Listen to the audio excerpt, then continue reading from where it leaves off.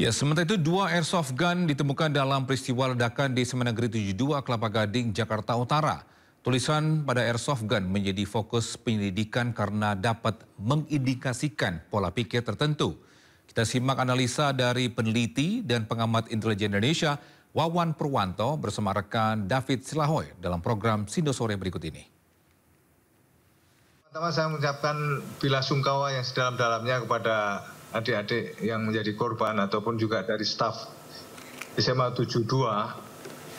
Semoga cepat dapat pertolongan dan sembuh sedia kala. Kalau mengenai serangan ini kan sebetulnya akan di dalam tahun-tahun terakhir ini sudah sangat menurun karena ada perkuatan di undang-undang terorisme di mana pada tahap-tahap mereka masih dalam perencanaan pun sudah bisa dieliminasi atau ditangani, gitu kan. Nah, belakangan ini kan sudah reda, ya. Tapi kemudian tampaknya mereka mencari sasaran baru yang jarang terjadi. Mereka ini siapa ya, Mas Wan? Artinya kelompok atau orang-orang yang berencana teror ini. Dan mereka menyerang sekolah kan memang selama ini tidak lazim terjadi ya. Oleh karenanya maka perlu ada satu analisis lebih dalam. Jadi ini menurut Anda ini fix bahwa ini terorisme begitu ya? Sebetulnya kalau dilihat dari barang-barang yang ada di lapangan, ada sumbu untuk peledak, kemudian juga ada laras panjang dari airsoft gun yang kemudian dari temuan-temuan di lapangan tampak mengarah ke arah itu, maka kita tidak mendahului dari nanti pihak aparat keamanan khususnya pihak kepolisian yang nantinya berwenang untuk bisa menyampaikan hal-hal temuan-temuan di lapangan.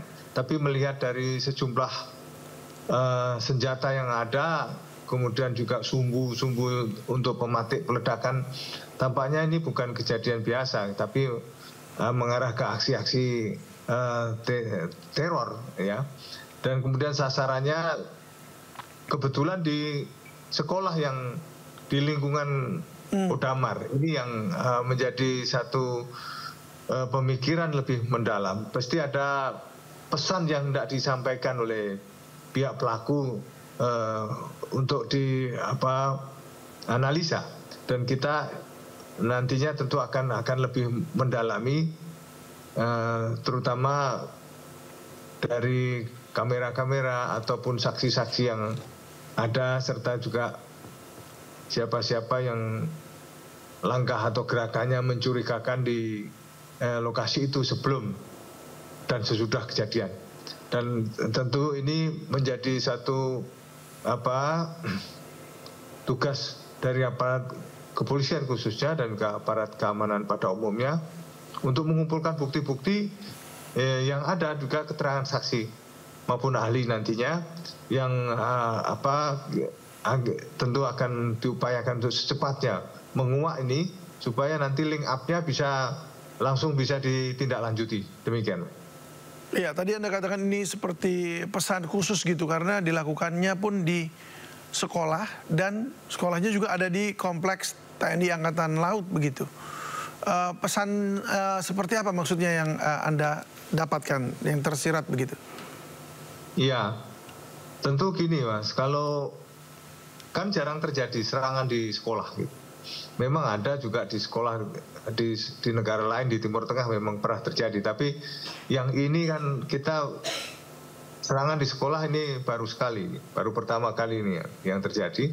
Kalau meskipun serangannya di lokasi ibadah. Kalau lokasi ibadah beberapa kali terjadi, dan yang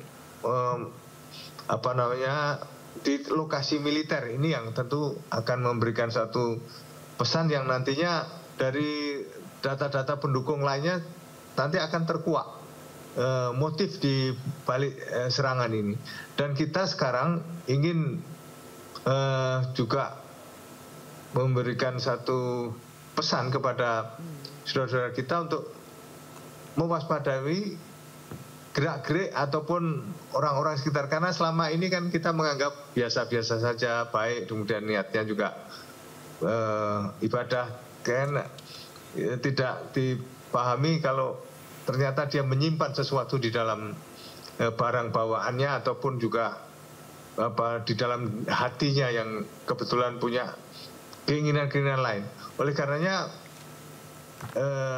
pada kesempatan yang akan datang tentu akan kita lebih mewaspadai diri untuk melihat situasi. Kalau misalnya ada sesuatu yang mencurigakan ataupun gerak-gerik yang tidak biasanya, kemudian kita juga awasi lewat kamera maupun kedatangan orang-orang yang tidak biasanya datang ke lokasi itu.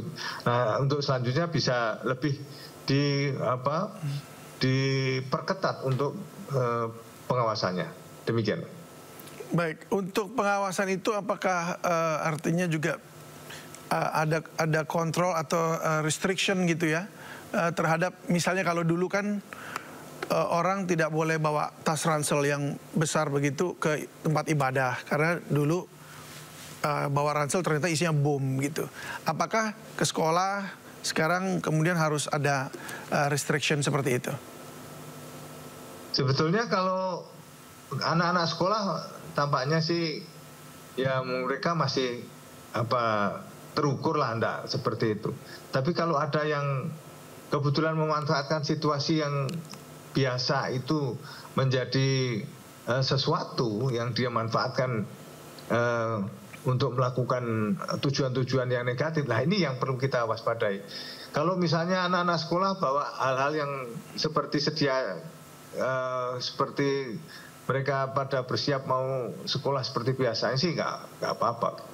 Tapi kalau misalnya ada orang asing atau orang yang tidak umum gitu ya, yang datang ke situ, kemudian kita juga sering-sering kan menganggap ini biasa karena tempat ibadah itu memang terbuka dan kita selalu berpandangan bahwa paling niatnya juga ibadah gitu. Yeah. Tapi kadang-kadang kan dia memanfaatkan situasi di mana orang kebanyakan berpikir seperti itu, sehingga akhirnya dia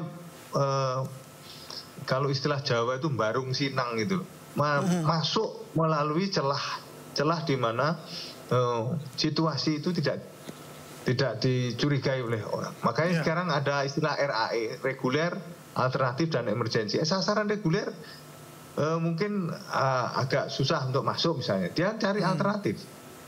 Kemudian alternatif nggak bisa, sasaran emergensi bisa di mana saja.